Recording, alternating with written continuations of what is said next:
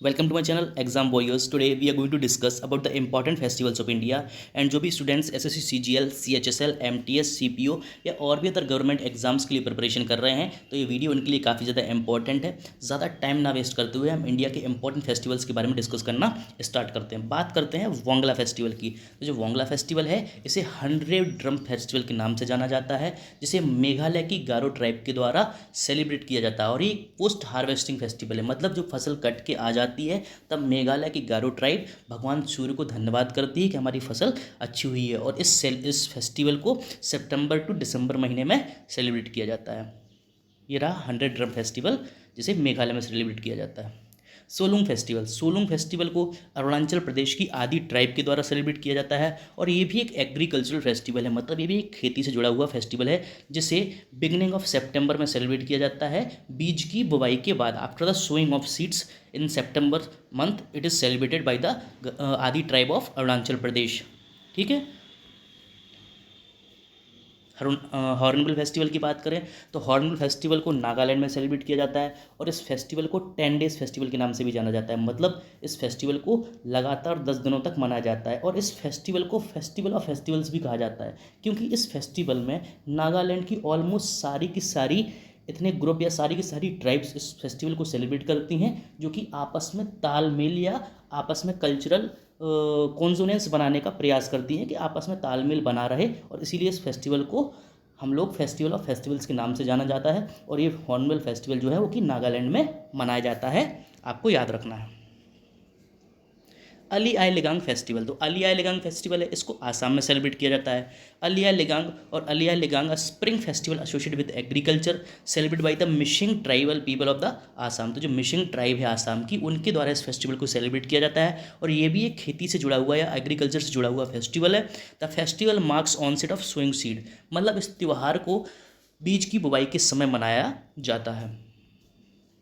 Lohri festival से तो हम सभी लोग परिचित होंगे कि जो लोहरी फेस्टिवल है इसको पंजाब में मनाया जाता है। ये एक पोस्ट हार्वेस्टिंग फेस्टिवल है, मतलब जनवरी के महीने में इस फेस्टिवल को सेलिब्रेट किया जाता है। फसल की कटाई के बाद, जो रबी की फसल होती है उसकी कटाई के बाद ही इस फेस्टिवल को सेलिब्रेट किया जाता है। और ये नॉर्थन मकर संक्रांति की जैसा ही फेस्टिवल है, जैसे नॉर्थ इंडिया में मकर संक्रांति मनाया जाता है, वैसे ही लोहड़ी फेस्टिवल को पंजाब में मनाया जाता है। गुड़ी पाड़वा महाराष्ट्र का बहुत ही इंपॉर्टेंट फेस्टिवल है। तो Gudi Padwa is one of the major festival celebrated by the people of Maharashtra. जो महाराष्ट्र के पीपल हैं उनके द्वारा गुड़ी पाड़वा को सेलिब्रेट किया जाता है। It falls on the first day of Hindu months of Chaitra.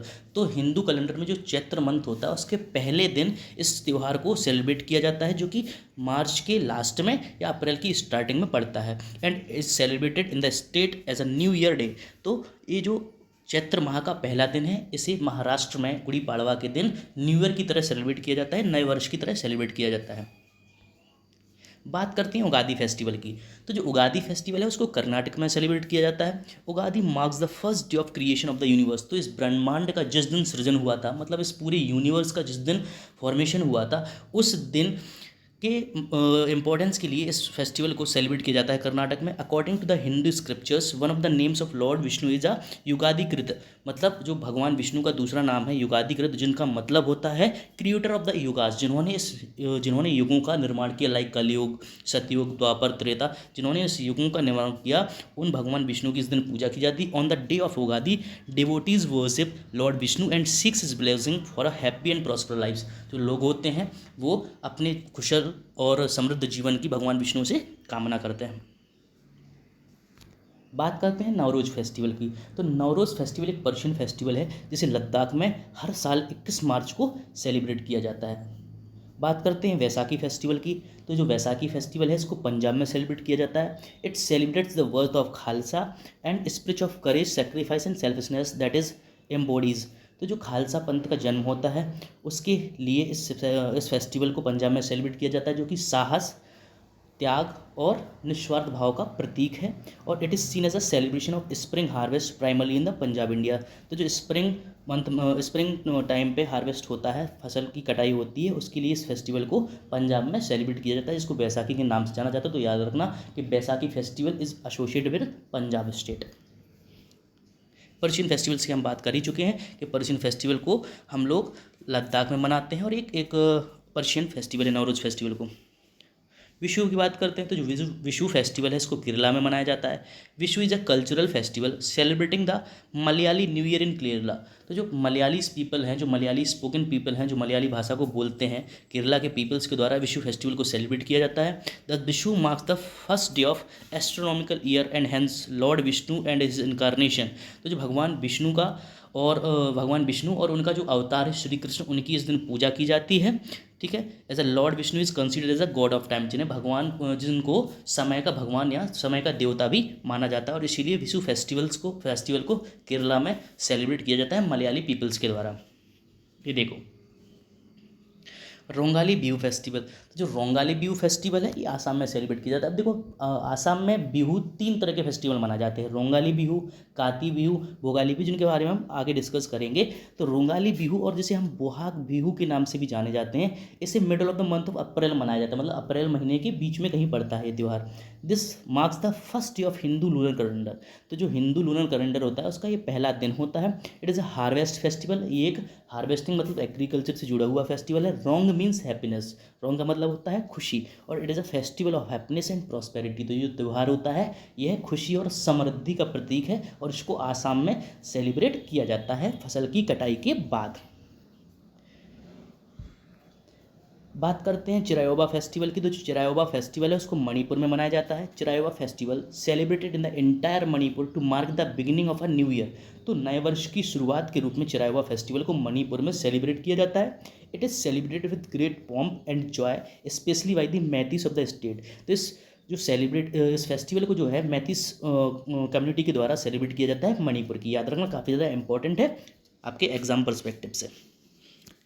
चापरकुट festival. तो जो चापरकुट फेस्टिवल है इसको मिजोरम में सेलिब्रेट किया जाता है। The Chapchar Kut is a festival of Mizoram India. It is celebrated during March after completion of their most अडोरियस टास्क ऑफ झूम ऑपरेशन। मतलब झूम ऑपरेशन के बाद में इस फेस्टिवल को मिजोरम में सेलिब्रेट किया जाता है। अब झूम ऑपरेशन क्या है, तो जंगल क्लियरिंग, जो clearing of remnants of burning है, जो आग लगाने के बाद जो रेमिनेंट्स बच जाते हैं उनको क्लियर करने के बाद ही चापरकोट फेस्टिवल को मिजोरम में सेलिब्रेट किया जाता है। काफ़ी ज़्यादा इंपॉर्टेंट है, याद रखना।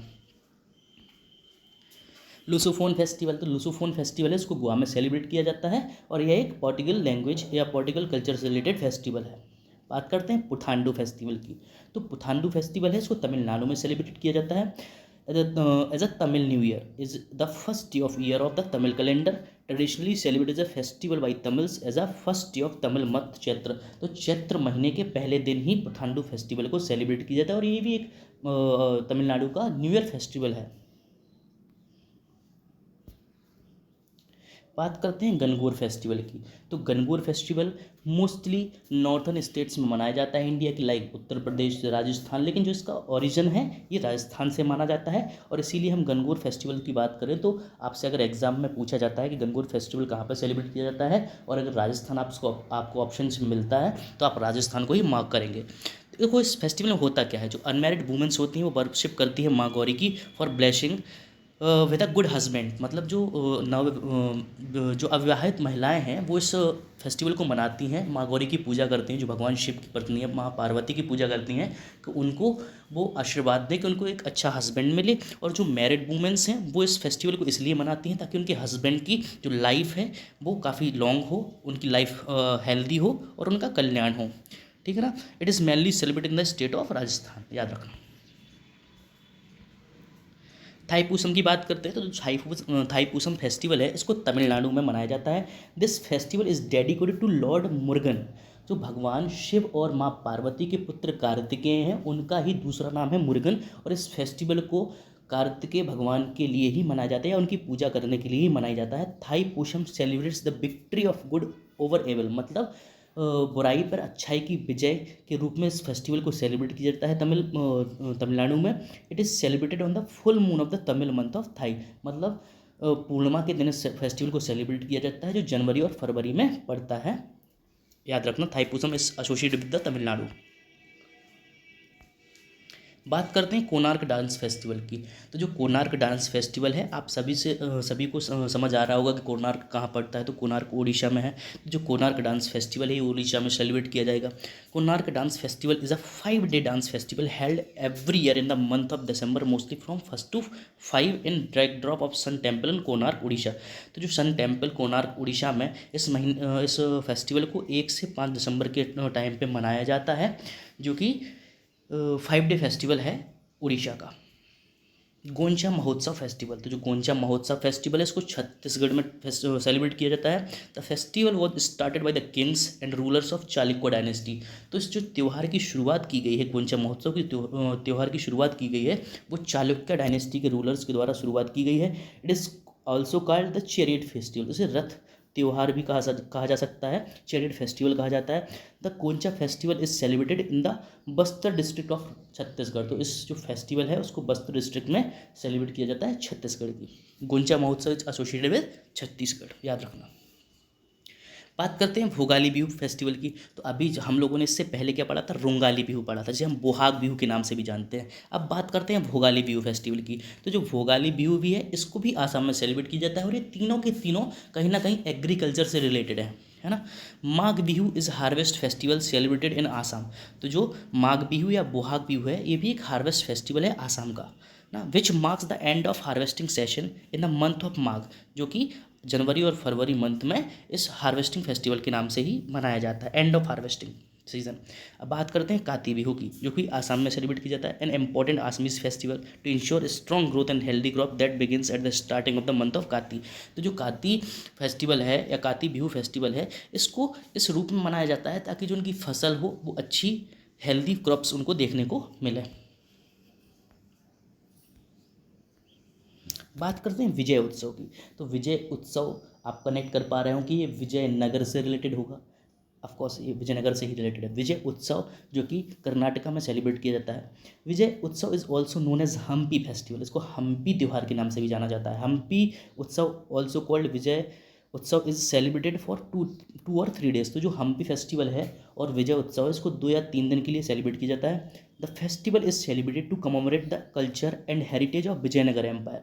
तो विजयनगर एम्पायर का जो कल्चर है उसको सेलिब्रेट करने के लिए ही विजय उत्सव कर्नाटका हम्पी में सेलिब्रेट किया जाता है। काफ़ी ज़्यादा इंपॉर्टेंट है, याद रखना। लोक रंग महोत्सव की बात करें तो लोक रंग फेस्टिवल जो है या लोक रंग महोत्सव है उसे भोपाल मध्य प्रदेश में सेलिब्रेट किया जाता है, और यह 5 days तक सेलिब्रेट किया जाता है। इसकी शुरुआत 26 जनवरी को होती है। The Lok Rang festival is celebrated on 26 January every year. It is celebrated for 5 days। The Madhya Pradesh Adivasi Lok Kala academy organises the event. तो जो मध्य प्रदेश की आदिवासी लोक कला अकादमी है वही इस फेस्टिवल को ऑर्गेनाइज करती है, और इस फेस्टिवल में काफ़ी डांस या फोक सॉन्ग्स वगैरह सुनने को मिलते हैं मध्य प्रदेश के। बात करते हैं सागा दावा फेस्टिवल की। तो जो सागा दावा फेस्टिवल है इसको सिक्किम में सेलिब्रेट किया जाता है। The festival is the most significant and sacred for the followers of Mahayana Buddhism who on this auspicious occasion commemorate Lord the Buddha's birth, his attainment of enlightenment and salvation from the corporeal world। तो जो saga दावा festival है इसको सिक्किम में Buddhist जो कि Mahayana sect को follow करते हैं उनके द्वारा मनाया जाता है, और ये इस दिन 3 ओकेशंस को मनाते हैं। भगवान बुद्ध की जन्म, उनके ज्ञान की प्राप्ति like attainment of enlightenment and the salvation from the corporeal world, मतलब इस विश्व से जो दुख से भरा हुआ है उससे मुक्ति, जिसे महानिर्वाण कहा गया है। ये तीनों के तीनों इम्पोर्टेंट सिग्निफिकेंट डे है उनको सेलिब्रेट किया जाता है बुद्धिस्ट लोगों के द्वारा, और वो भी कौन से बुद्धिस्ट, जो महायान सेक्ट को फॉलो करते हैं सिक्किम की द्वारा। बात करते हैं पोंगल की। तो जो पोंगल फेस्टिवल है ये तमिलनाडु में सेलिब्रेट किया जाता है। ये 4 days फेस्टिवल है। Pongal is a harvest festival celebrated by the Tamil community. तो तमिल समुदाय के लोगों के द्वारा पोंगल को सेलिब्रेट किया जाता है। It is a celebration to thanks to the sun, mother nature and the various farm animal that helps to contribute a bountiful harvesting. मतलब भगवान सूर्य, देखो किसी भी क्रॉप के लिए अगर ग्रोथ करना है तो सन की ज़रूरत होती है, सनलाइट की ज़रूरत होती है। तो उस दिन वो भगवान सूर्य को धन्यवाद देते हैं कि हमको संदेश मिली जिससे हमारी फसल ने ग्रो किया। मदर नेचर को थैंक करते हैं, और जो भी वेरियस एनिमल्स ने कंट्रीब्यूट किया है उनकी फसल को उगाने के लिए, लाइक फील्ड पे बैल वगैरह हैं जो उनकी जुताई वगैरह करा रहे हैं, तो उनको भी थैंक करते हैं वो कि भाई आप सबके कंट्रीब्यूशन की वजह से हमारी जो फसल हुई है वो काफ़ी अच्छी हुई है। तो जो फर्स्ट डे होता है उसको बोलते हैं भोगी पोंगल। उस दिन वो भगवान इंद्र की पूजा करते हैं बरसात वगैरह के लिए कि भाई बरसात हुई होगी अच्छी, है ना। सेकेंड डे सूर्य पोंगल, मतलब भगवान सूर्यदेव की पूजा की जाती है। थर्ड डे वो एनिमल्स की पूजा करते हैं। और इसी दिन जल्लीकट्टू फेस्टिवल भी मनाया जाता है जिसे हम बुल फाइट के नाम से जाने, जिसको मट्टू पोंगल बोलते हैं। फोर्थ डे का जो सेलिब्रेशन है वो कानम पोंगल होता है, और उस दिन घर के सभी छोटे बच्चे या घर के जो एल्डर्स पीपल्स हैं वो घर के जो यंगर पीपल्स हैं वो एल्डर पीपल्स को उनकी ब्लेसिंग्स लेते हैं, उनके पैर छूते हैं। बात करते हैं टकटॉक फेस्टिवल की। टिकटॉक नहीं, टकटॉक फेस्टिवल है ना, इसे लद्दाख में सेलिब्रेट किया जाता है। तो one of the most important festivals of Ladakh, Takthok is celebrated in the cave gompa of the Takthok. तो जो टकटॉक फेस्टिवल है इसे लद्दाख के टकटॉक विलेज में सेलिब्रेट किया जाता है, जो गोम्पा केव्स में सेलिब्रेट किया जाता है। The highlight of the celebration is the dance of the lamas. तो इस दिन जो है वो लामास का डांस होता है, जो लामास हैं वो डांस करते हैं। It is generally celebrated on the 10th day of the lunar Tibetan calendar. तो जो तिबेतियन लूनर कैलेंडर है उसके 10वें दिन इस फेस्टिवल को सेलिब्रेट किया जाता है। It is held in the month of July and August. तो जो ये जो फेस्टिवल है उसे जुलाई और अगस्त के महीने में सेलिब्रेट किया जाता है। याद रखना जो टकटॉक फेस्टिवल है वो लद्दाख फेस्टिवल है। नरोपा फेस्टिवल, तो जो नरोपा फेस्टिवल है उसको भी लद्दाख में सेलिब्रेट किया जाता है। Naropa is the annual festival of Ladakh. It is also known as the Kumbh of Himalayas. तो याद रखना, वेरी वेरी इंपॉर्टेंट है ये। नरूपा फेस्टिवल को क्या जानते हैं हम, कुंभ ऑफ हिमालयाज के नाम से भी जानते हैं। Naropa was a scholar at the Nalanda university who believed in the teachings of Buddha. जो नरूपा है एक स्कॉलर थे, मतलब बुद्धिजीवी थे जो भगवान बुद्ध की टीचिंग्स में विश्वास रखते हैं, और उनको याद करने के लिए ही नरूपा फेस्टिवल को लद्दाख में सेलिब्रेट किया जाता है। तो याद रखना काफ़ी ज़्यादा इंपॉर्टेंट है। देखो इंपॉर्टेंट क्या होता है, लाइक जो एग्जामिनर समझता है कि स्टूडेंट के लिए डिफ़िकल्ट हो सकता है, याद रखना जैसे नॉर्थ ईस्टर्न स्टेट्स के जो फेस्टिवल्स हैं उसको याद रखना थोड़ा सा डिफिकल्ट होता है, उनके थोड़े से नाम डिफरेंट होते हैं ना। बात करते हैं साउथ इंडियन फेस्टिवल्स की, तो लाइक थाई पूसम हो गया, है ना, पोंगल हो गया, ओणम हो गया जो केरला में सेलिब्रेट किया जाता है। तो ये सब फेस्टिवल थोड़े से डिफ़िकल्ट होते हैं और इनको याद रखना थोड़ा सा डिफ़िकल्ट होता है, इस वजह से एग्जामिनर इन पे ज़्यादा फोकस करता है पूछने के लिए। तो आपको नॉर्थ ईस्टर्न स्टेट्स के फेस्टिवल्स हैं, है ना, जो साउथ इंडियन स्टेट्स के फेस्टिवल हैं, इनको थोड़ा सा ज़्यादा इंपॉर्टेंस देनी है, प्रेफरेंस देनी है for the exam point of view. याद आपको सारे करने, लेकिन ये थोड़ा सा इंपॉर्टेंट रहेगा। बात करते हैं लूसोंग फेस्टिवल्स की। तो जो लूसोंग फेस्टिवल है इसे सिक्किम में सेलिब्रेट किया जाता है। Losoong mark the end of the harvest session of the Bhutia tribe celebrated every in the December. तो जो लूसोंग फेस्टिवल है इसको सिक्किम में भूटिया ट्राइब के द्वारा सेलिब्रेट किया जाता है दिसंबर महीने में। Losoong is a Sikkimese new year festival, और जो लूसोंग फेस्टिवल है सिक्किम के लोग इसे नए साल के रूप में मनाते हैं। और एक ये याद रखना, ये इंपॉर्टेंट चीज़ और है, ये आपका मास्क फेस्टिवल है, इसमें लोग मास्क पहन के फेस्टिवल को सेलिब्रेट करते हैं। बात करते हैं हेमस फेस्टिवल की। तो जो हेमस फेस्टिवल है इसको लद्दाख में सेलिब्रेट किया जाता है। Hemis festival is one of the most important Buddhist celebration in the Ladakh, है ना। तो जो हेमस फेस्टिवल है उसको बुद्धिस्ट लोग सेलिब्रेट करते हैं लद्दाख में। People at this festival sing and dance. तो जो बुद्धिस्ट लोग हैं वो उस दिन नाचते गाते हैं और इस तरह से फेस्टिवल को सेलिब्रेट करते हैं। The main highlight of the Hemis festival is the unique mask dance perform by the lamas. तो जो लामास हैं वो इस दिन मास्क पहनकर यूनिक थोड़ा सा डांस परफॉर्म करते हैं, जो कि इस फेस्टिवल को सेलिब्रेट करने का एक तरीका है। तो हेमस फेस्टिवल कहाँ सेलिब्रेट किया जाता है, लद्दाख में सेलिब्रेट किया जाता है। बात करते हैं लाई हरोबा फेस्टिवल की। तो जो लाई हरोबा फेस्टिवल है इसको मणिपुर में सेलिब्रेट किया जाता है। Lai Haraoba is a popular festival of Manipur which is associated with the worship of traditional deities and ancestor. तो इस दिन भगवान और अपने पूर्वजों की पूजा की जाती है। लाई हरोबा फेस्टिवल में अपने एंसेस्टर्स को पूजा जाता है। The festival is celebrated during the month of April और मे एंड अट्रैक्ट्स ह्यूज गैदरिंग। तो इस त्यौहार के दौरान मणिपुर में काफ़ी ज़्यादा टूरिस्ट अट्रैक्शन देखने को मिलता है, और it is an important festival of the Meitei tribe. जो माइती ट्राइब है मणिपुर की वो इस फेस्टिवल को सेलिब्रेट करती है। Lai Haraoba festival is related to the Manipur state. बात करें सेरेगुल फरोशन फेस्टिवल की। तो जो शेर-ए-गुल फरोशन फेस्टिवल है ये दिल्ली में सेलिब्रेट किया जाता है और ये इस फेस्टिवल को फूल वालों की सैर के नाम से भी जाना जाता है, जो कि एक 3 डेज़ फेस्टिवल है ना। सितंबर मंथ में मैरोली रीजन में दिल्ली के ये सेलिब्रेट किया जाता है। फूल वालों की सैर means procession of the florist and is an annual celebration by the flower sellers of the Delhi. तो जो दिल्ली में फूल बेचने वाले हैं उनके द्वारा इस फेस्टिवल को सेलिब्रेट किया जाता है। सैर-ए-गुल फरोशन और फूल वालों की सैर, ये फ्लावर से रिलेटेड फेस्टिवल है। नुआखाई फेस्टिवल की बात करें तो ये उड़ीसा में सेलिब्रेट किया जाता है। Nuakhai is an agriculture festival mainly observe by the people of western Orissa in India.